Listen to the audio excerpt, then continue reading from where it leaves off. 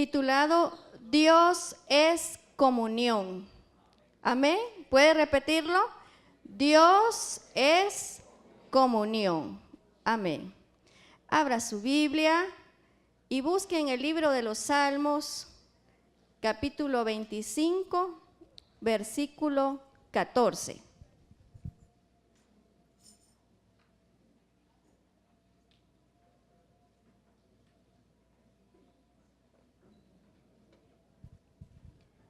Salmos 25, 14, leo en nombre del Padre, del Hijo y del Espíritu Santo.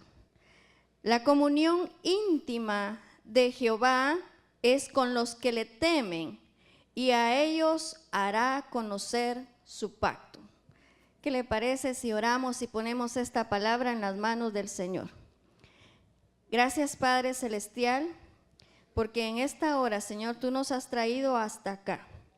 Señor, no es del que corre, no es del que quiere, sino del que tú tienes misericordia. Padre, te pido que hoy tu palabra sea viva, sea eficaz y cumpla el propósito por el cual, Señor, hoy tú la has dado a mi vida, para que la gloria y la honra tuya, Señor, repose sobre tu iglesia, sobre tu pueblo. Gracias te doy en el nombre poderoso de Cristo Jesús. Amén. Dios es comunión. La relación personal con Dios es un elemento constitutivo del ser humano. Desde que tiene el encuentro breve, pero personal y único con Dios, hasta que tiene esa larga duración que se desarrolla durante toda la vida cristiana. Entonces, la comunión cristiana resulta ser, oiga bien, aquella por la cual nos pertenecemos unos a otros a través de Jesucristo por la obra del Espíritu Santo. La comunión es a través de la cual nos pertenecemos unos a otros por medio de Jesucristo a través de la obra del Espíritu Santo. Amén. La comunión representa el grado máximo de fusión. Representa aquella atracción del yo con el nosotros, pero también supone la total participación mía, el compromiso íntimo con la obra divina y redentora del Padre, del Hijo y del Espíritu Santo. El mundo y el hombre han sido creados por Dios. Amén. ¿Para qué?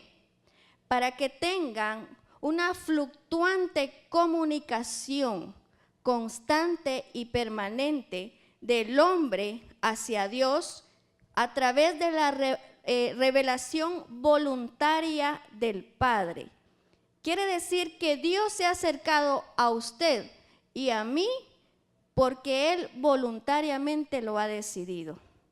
Ha sido su voluntad acercarse a nosotros, pues desde el momento en que nosotros fuimos formados, oiga bien, desde el momento en que Dios creó al hombre, puso un sentido de eternidad en su corazón.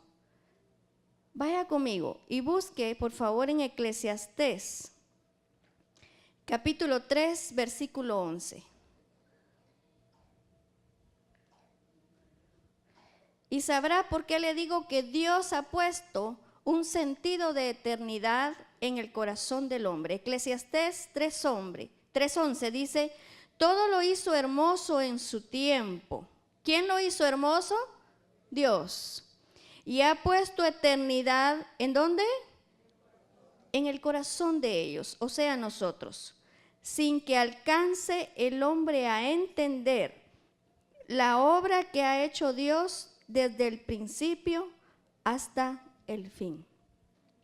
Por esta razón, resulta que nuestra mente es muchas veces inundada con preguntas y pensamientos tales como, por ejemplo, ¿habrá vida después de la muerte? Si yo muero el día de hoy, ¿iré al cielo? ¿O habrá un juicio en donde tendré que presentar cuentas delante de Dios? Son pensamientos que el ser humano, aunque aún no haya recibido a Jesucristo, ya hace en su mente, porque Dios ha puesto eternidad en el corazón del hombre. Amén. No es mera coincidencia existencial que para la mayoría de personas Dios signifique respeto, signifique reverencia y signifique soberanía, y que tratan de caminar su vida y su conducta a buenos actos, a ser correctos, a una buena educación, pero ustedes y yo entendemos que nada de esto representa ni salvación ni vida eterna. La salvación es la esencia misma de Dios amando al ser humano. ¿A través de qué? A través del arrepentimiento por parte de nosotros y a través del perdón por parte de Dios, dando el regalo más grande que el ser humano pueda recibir en esta vida: el amor de Dios, la salvación y la vida eterna. Gloria a Dios por ese regalo que hemos recibido. Pero esta eternidad se empieza a cultivar y a vivir desde el momento mismo que existe una genuina relación entre Dios y nosotros. Cuando nosotros traspasamos las teorías de un mero conocimiento de lo que es de Dios y empezamos a experimentar de manera personal y viva el poder vivir una vida cristiana. Y esto se evidencia a través de medios visibles, a pesar de que la relación invisible con Dios es real. ¿Usted entiende eso? Usted y yo creemos en un Dios invisible pero real. Pero el fruto que usted y yo damos se vuelve visible. Una comunión que se vuelve en naturaleza, es decir, la naturaleza de Jesucristo se vuelve nuestra naturaleza, y eso se nota, y eso es reconocido aún por el reino de las tinieblas. Pues el hombre se funde con Dios mismo a través de Jesucristo. ¿Por qué hago esta introducción? Porque hoy es necesario que podamos comprender y que podamos estudiar a la luz de las Escrituras qué elementos debemos de buscar, de anhelar para poder tener comunión con Dios. Amén. El primer elemento que el Señor me pide y me da la iluminación para poder compartir es la conexión. Repita, conexión. Es preciso señalar que la palabra comunión proviene del griego koinonía. ¿Qué es koinonía? Koinonía representa un vínculo. ¿Sabe quiénes forman vínculo? Papá con sus hijos, mamá con sus hijos, un vínculo paternal. Pero la koinonía es un vínculo de compañerismo, un vínculo de asociación, un vínculo de compartir algo. ¿Entre quiénes? Entre los miembros de la familia de Dios y Dios mismo. Entonces la koinonía va para acá porque es fraternidad, es compañerismo, y va hacia arriba porque es también compartir lo que Dios tiene para nuestra vida. Es participar de algo indivisible que está fusionado de forma completa y permanente. San Pablo hace referencia a esta koinonía en sus cartas paulinas, y él se enfoca a través de lo que es la acción de la unidad y de la obra del Espíritu Santo. Dos elementos sin los cuales la koinonía no existe: la unidad y la obra del Espíritu Santo. Leamos, por favor, en el libro de los Hechos de los Apóstoles, capítulo 2, versículo 42.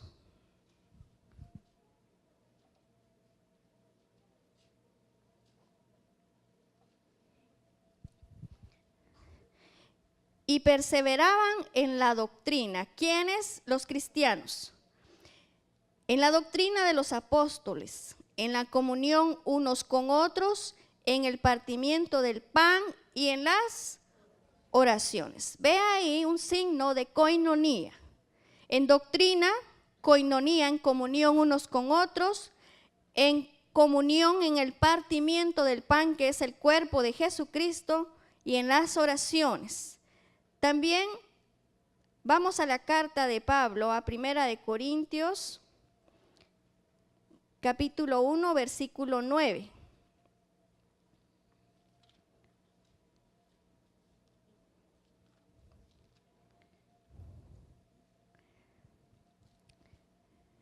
Fiel es Dios, por el cual fuiste llamados a la comunión, ¿con quién? Con su Hijo Jesucristo, nuestro Señor. Vamos entendiendo entonces que la comunión es un origen de la coinonía que viene a través del santo pueblo de Dios, del Espíritu Santo, de la oración, de la doctrina y sobre todo de la comunión con su Hijo Jesucristo. Así que mientras más nos fusionemos, mientras más permanezcamos unidos a Dios, más fruto de participación en su obra y de amor hacia nuestros hermanos debemos de dar. Esta comunión se experimenta entonces con Dios, con el Espíritu Santo y con los creyentes en la obra del Jesucristo. ¿A través de qué nosotros medimos esta comunión? A través de la participación de la carne y de la sangre de Jesucristo, que es lo que la Biblia, la palabra de Dios, nos llama la cena del Señor. Cuando nosotros tenemos comunión, tomando Santa Cena, lo que acá en la liturgia de la iglesia se le llama Santa Cena, estamos teniendo una comunión íntima con Dios, pero también con su pueblo. Asimismo, en contraste, la palabra de Dios recomienda que no debemos de tener comunión, nosotros los creyentes, con los demonios, ni con las obras infructuosas de las tinieblas. Pues fíjense, hermanos, que hasta los demonios llegan a notar cuando una persona está fusionada, está conectada con Dios y lleva por dentro el poder del Espíritu Santo. Vamos a leer un ejemplo de esto. Regresemos al libro de los Hechos, capítulo 19.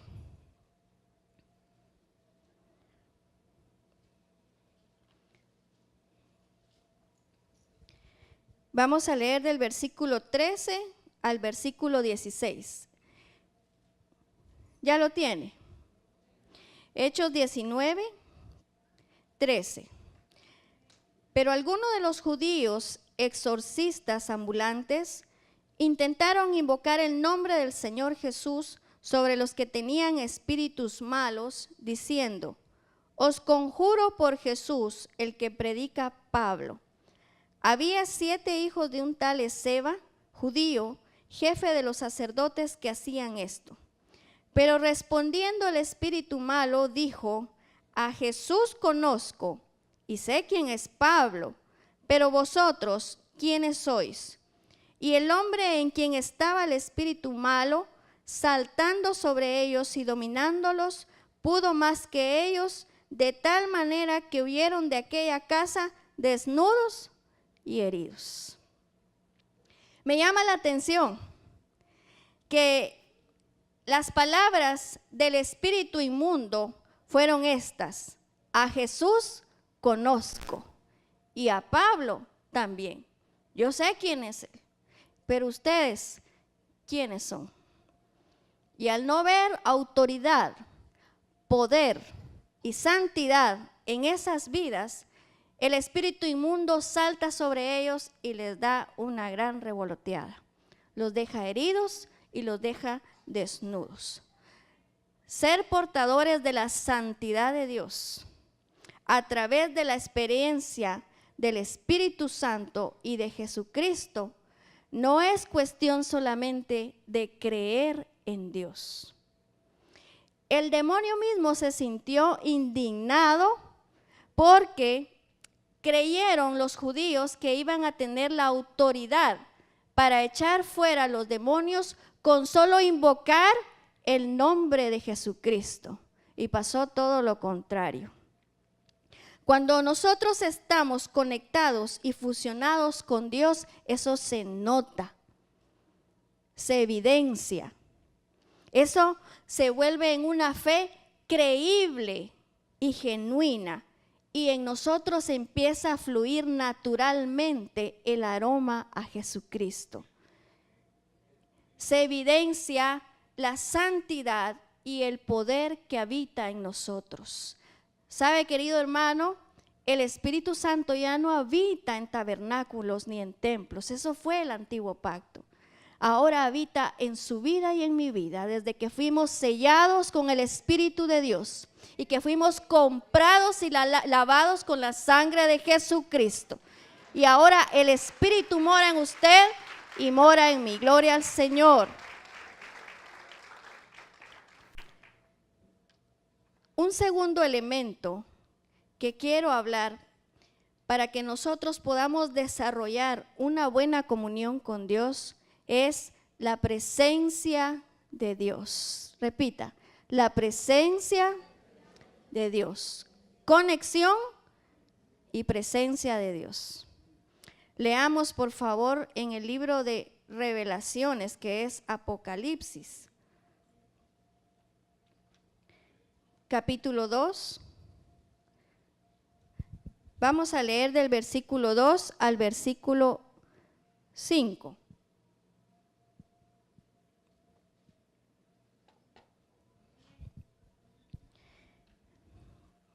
Escuche lo que escribe el apóstol Juan a la iglesia de Éfeso.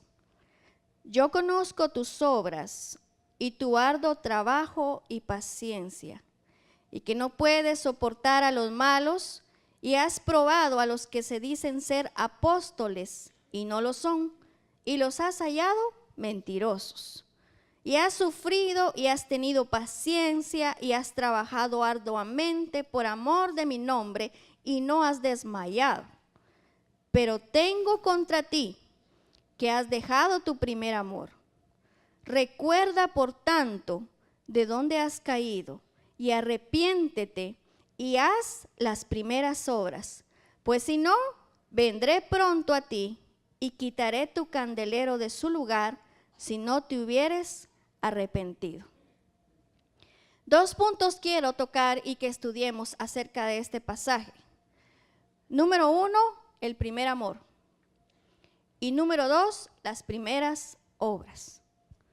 Esta porción de la Escritura fue escrita por el apóstol Juan y fue escrita a la iglesia de Éfeso. Éfeso se convirtió en uno de los centros misioneros más grandes de Asia Menor. De hecho, se cree que el resto de las iglesias nombradas aquí en Apocalipsis, Esmirna, Pérgamo, Tiatira, Sardis, fueron iglesias fundadas por la iglesia de Éfeso. La comunidad cristiana de Éfeso era una comunidad perseverante. En la Biblia, en el Nuevo Testamento, la palabra perseverancia quiere decir resistir de manera militante. Perseverar no es esperar de una manera pasiva. Perseverar es mantenerse firme ante la adversidad. Es adorar a Dios, predicar el evangelio a pesar de la prueba, a pesar de la adversidad y a pesar de los dardos de fuego del enemigo. Eso es perseverar. Y esto lo hacía la iglesia de Éfeso. La iglesia de Éfeso fue un modelo de fe de perseverancia y de fidelidad al Señor. Una iglesia modelo. De hecho, la iglesia de Éfeso se encontraba en una posición de liderazgo, pero con todo eso, Dios tiene una queja contra ellos. ¿Y cuál es? Que has dejado tu primer amor. Si la palabra de Dios nos habla de primer amor, significa que hubo un enamoramiento por completo, en primera instancia, que fue prioridad, que fue un amor que está por sobre todas las cosas, y ese es el amor de Dios, el amor ágape.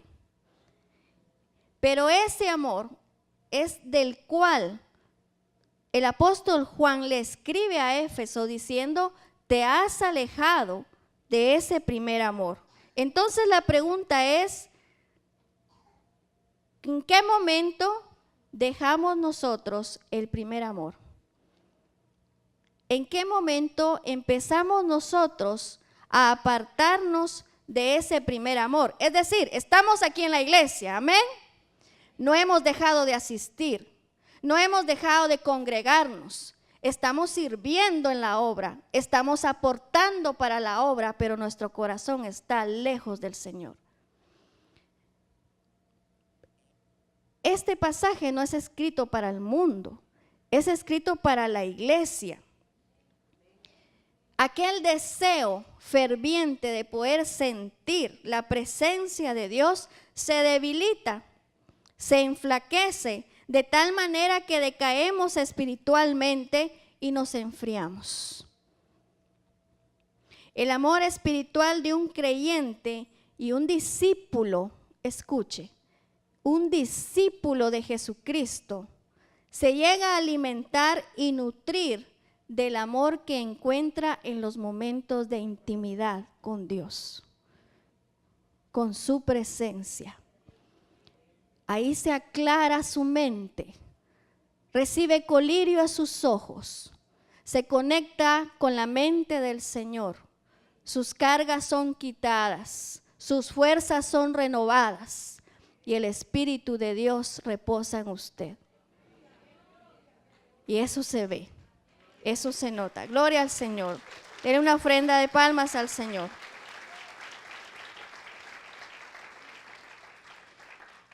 Leamos Hebreos capítulo 12.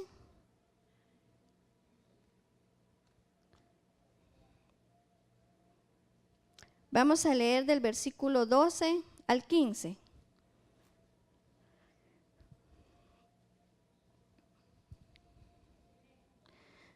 Por lo cual, levantad las manos caídas y las rodillas paralizadas, y haced sendas derechas para vuestros pies, para que lo cojo no se salga del camino, sino que sea, ¿qué? Sanado. Seguid la paz con todos y la santidad, sin la cual nadie verá al Señor.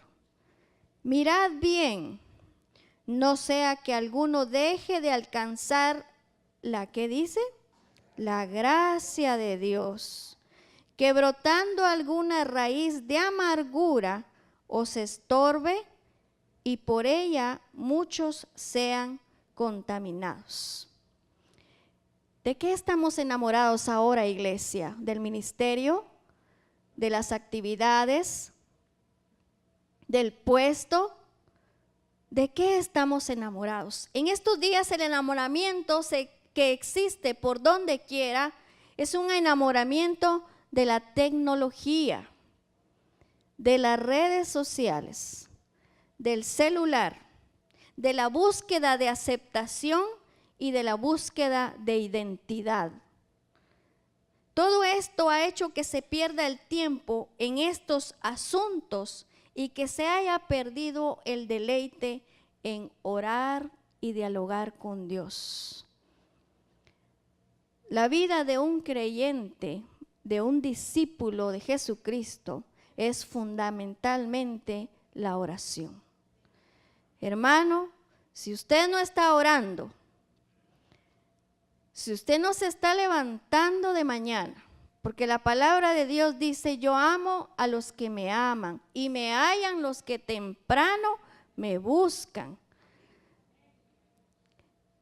Usted está siendo entonces blanco de pruebas, de adversidades, de ganchos del enemigo y de todo dardo de fuego.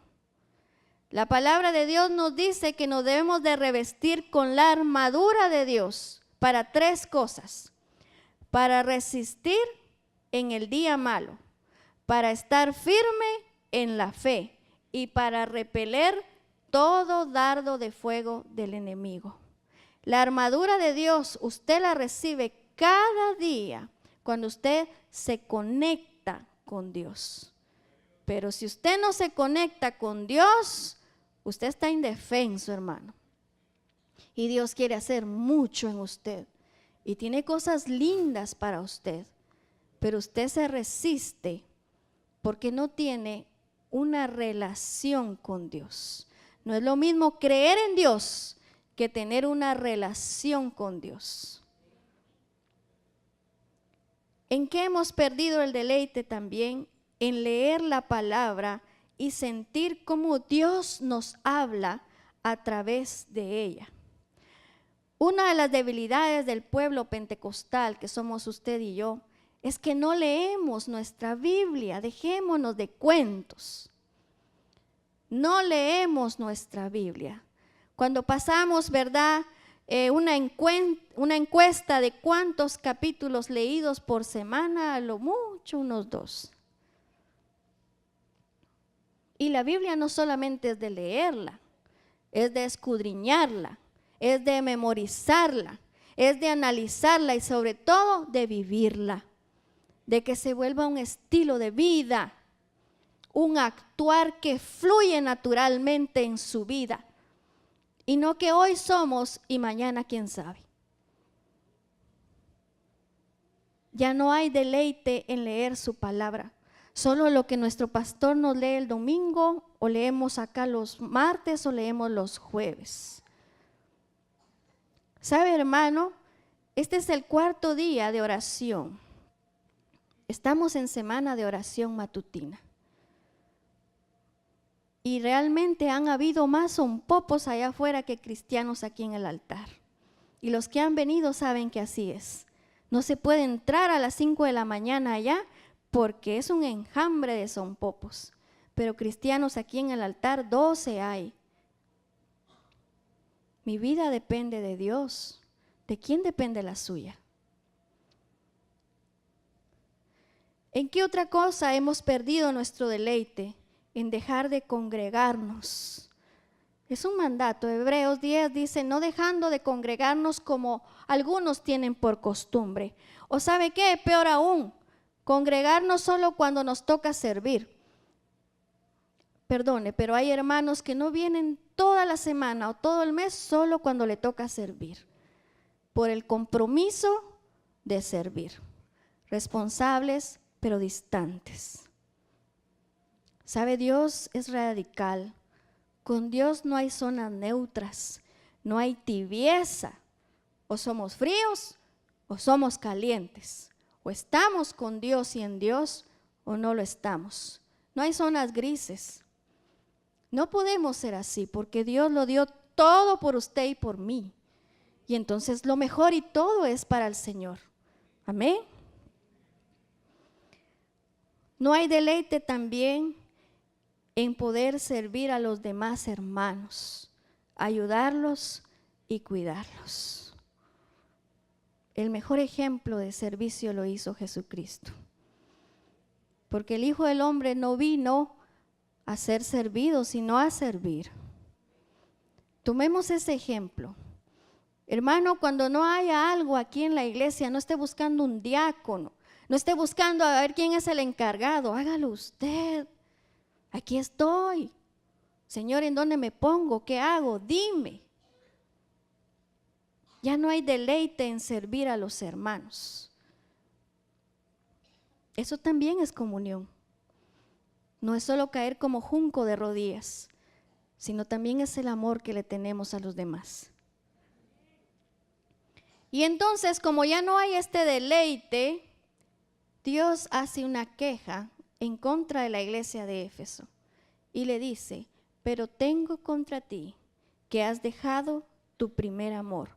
Y demanda lo siguiente, le dice: arrepiéntete y haz las primeras obras. Entonces, vale la pena preguntarnos cuáles son esas primeras obras de las cuales nosotros nos hemos alejado de hacer y que Dios demanda, porque si usted y yo nos acordamos de todo lo que hacía la iglesia de Éfeso, era una iglesia modelo, ejemplar, que lideraba y de la cual producía hasta más iglesias, llena de actividades, llena de estrategias, y con todo había caído de su primer amor. San Mateo, capítulo 28.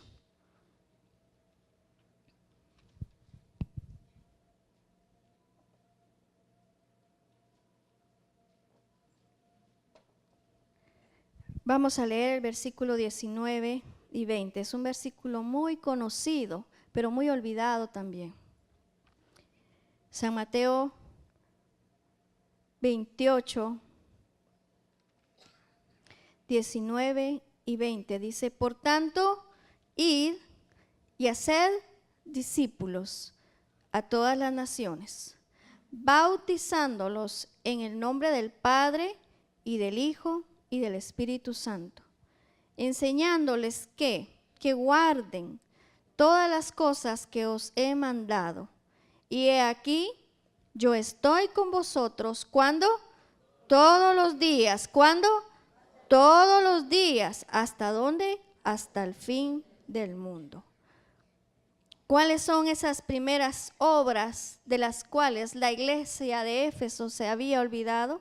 Número 1, predicar el evangelio de Jesucristo, el cual es capaz de transformar una vida. ¿Usted predica con sus palabras? Sí, pero mejor que predique con su ejemplo, con su testimonio. ¿Sabe? Cuando yo entré al seminario, lo primero que me pusieron a hacer es que hiciera un ensayo sobre mi propia experiencia de salvación y que explicara cómo habían ganado mi alma para Jesucristo. Y no me costó nada poder escribirlo, porque simple y sencillamente escribí el amor de mi suegra, su paciencia, sus detalles, su dulzura y sus atenciones ganaron mi alma para el Señor sin decirme una sola palabra.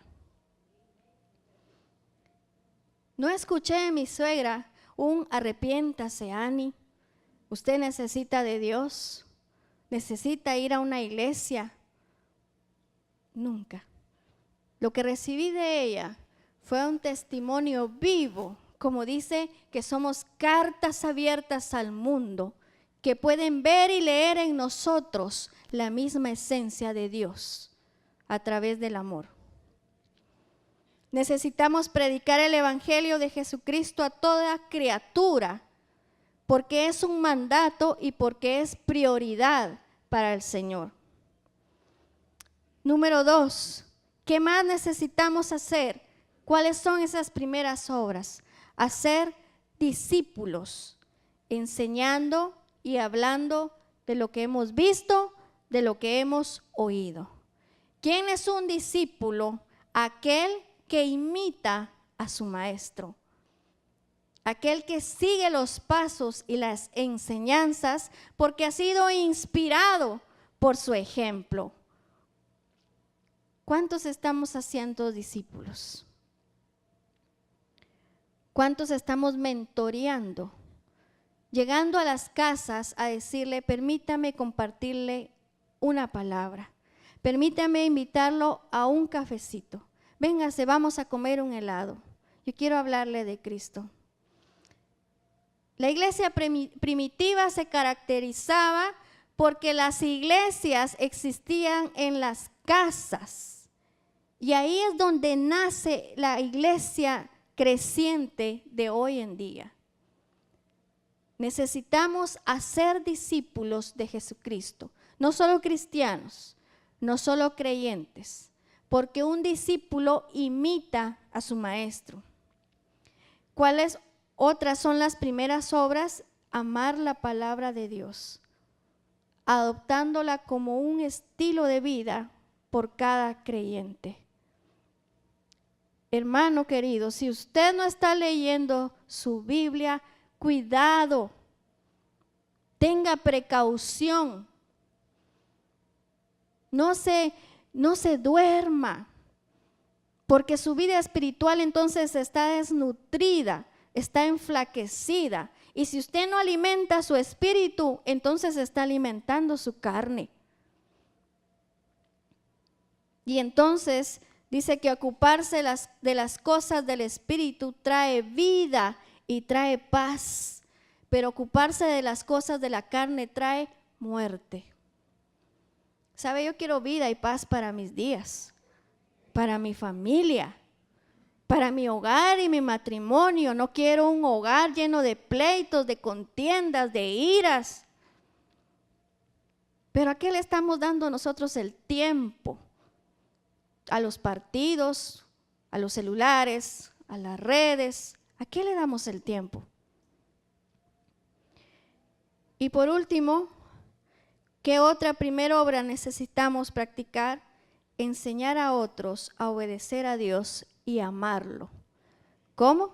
Con todo el corazón, con toda nuestra alma y con toda nuestra mente. Y después, amar a los demás y a nosotros mismos. Es el primer y gran mandamiento que Jesús dio. Enseñar a otros a amar a Dios. Saben, a mí el ejemplo de muchos hermanos me enseñaron a amar a Dios.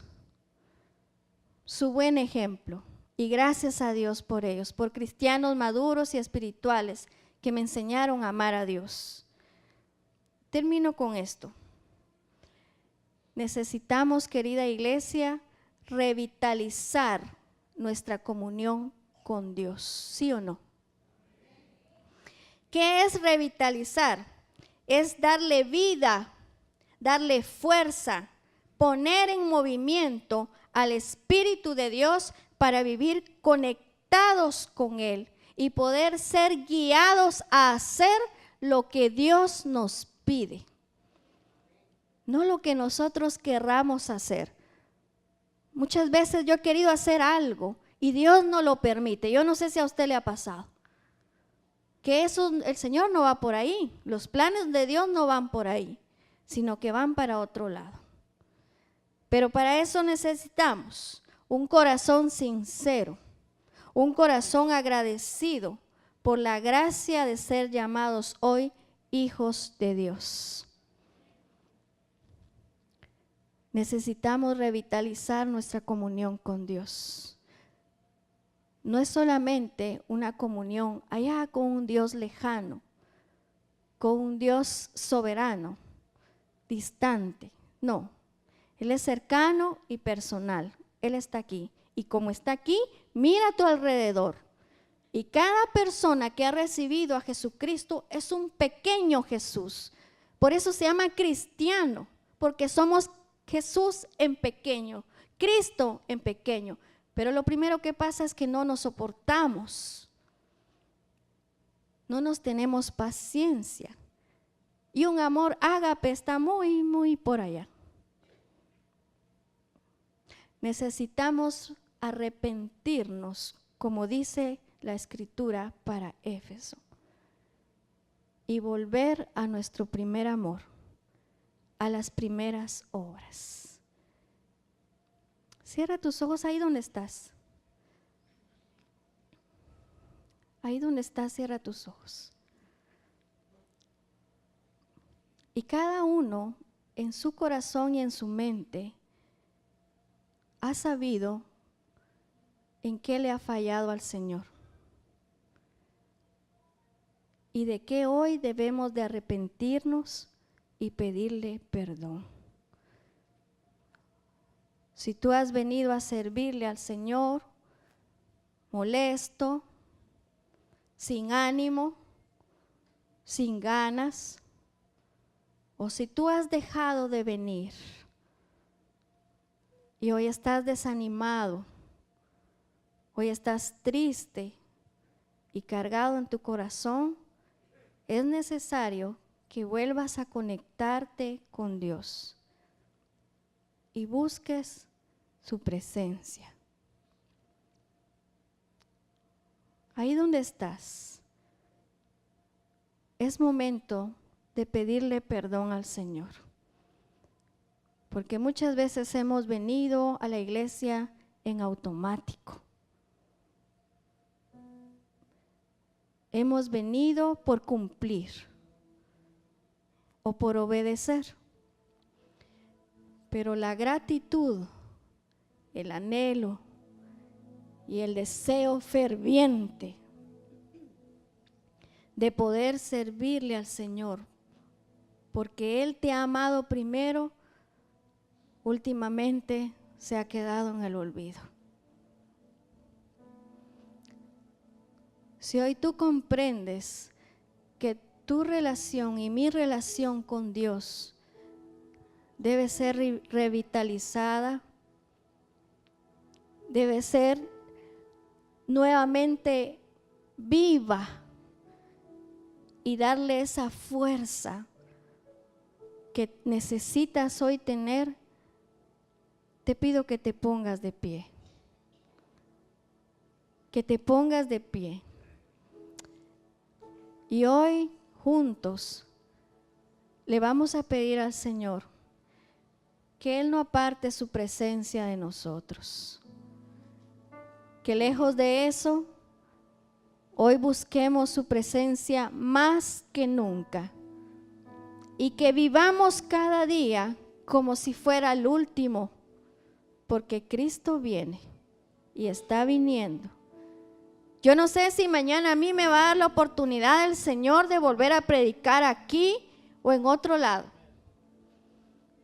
Pero hoy te animo y te exhorto que tú hoy vuelvas a tu primer amor y que hagamos, querida iglesia, las primeras obras. Ora conmigo. Gracias, Señor, porque tú nos hablas en cada momento. Gracias, Padre Celestial, porque entendemos que los mejores momentos que vivimos en intimidad son solamente a través de tu dulce presencia. Los mejores pensamientos, las mejores obras, Señor, lo mejor de nuestra vida ha nacido solamente a través de tu dulce presencia.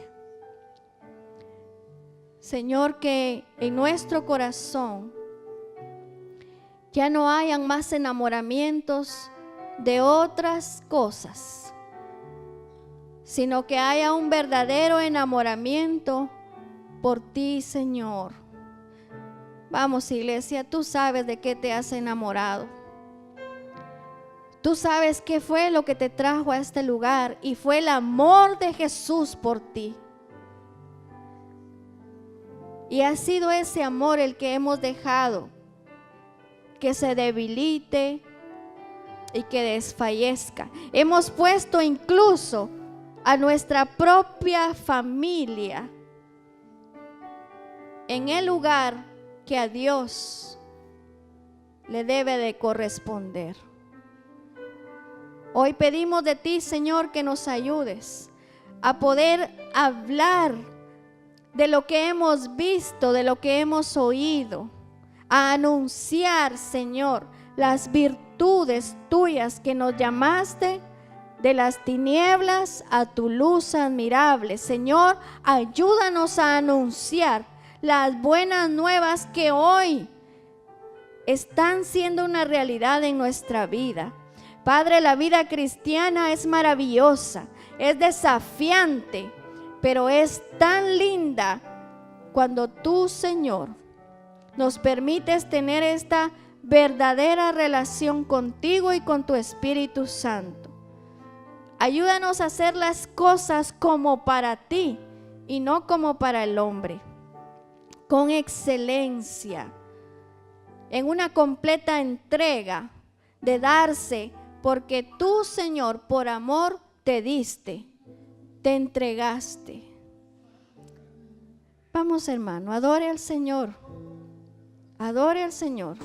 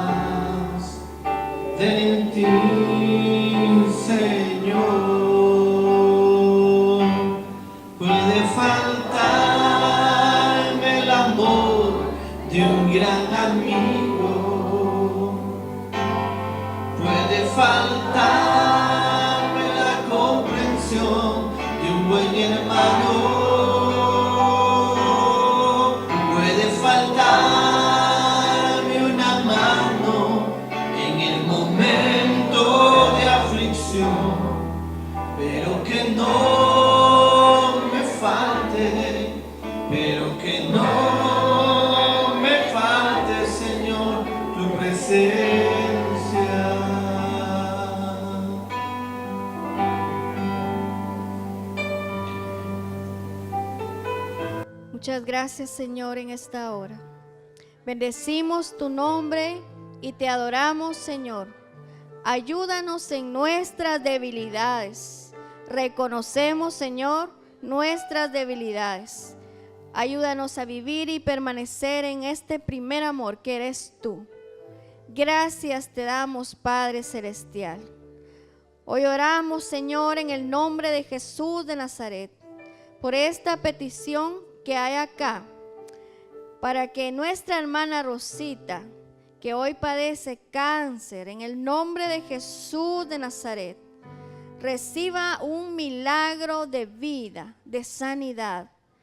Tu palabra dice, Señor, que por tus llagas nosotros somos curados y sanados, que el castigo de nuestra paz ya fue sobre ti. Señor, pedimos con todo clamor que tú le des una nueva oportunidad de vida, de salud, de esperanza, y que pueda dar testimonio en este lugar.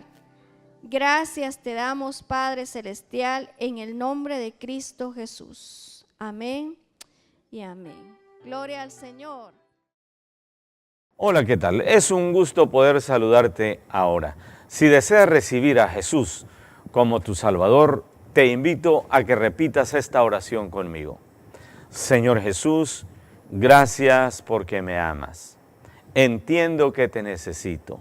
Señor, quiero ser salvo. Te pido perdón. Desde hoy, Señor, te agradezco porque tú me estás salvando. Gracias por darme esa nueva vida. Gracias por escribir mi nombre en el libro de la vida. Señor Jesús, desde hoy te agradezco. Amén. Si tú has hecho esta oración, tú eres una nueva criatura, una hija o un hijo de Dios. Él te ha salvado. Ahora queremos saber acerca de ti. Llámanos a los teléfonos que aparecen en tu televisor. Escríbenos a la dirección cnf@iglesianuevafamilia.com o visítanos aquí en kilómetro 1, carretera San Francisco Zapotitlán, Mazatenango, Suchitepeques. Iglesia de Dios, Nueva Familia, Dios te bendiga.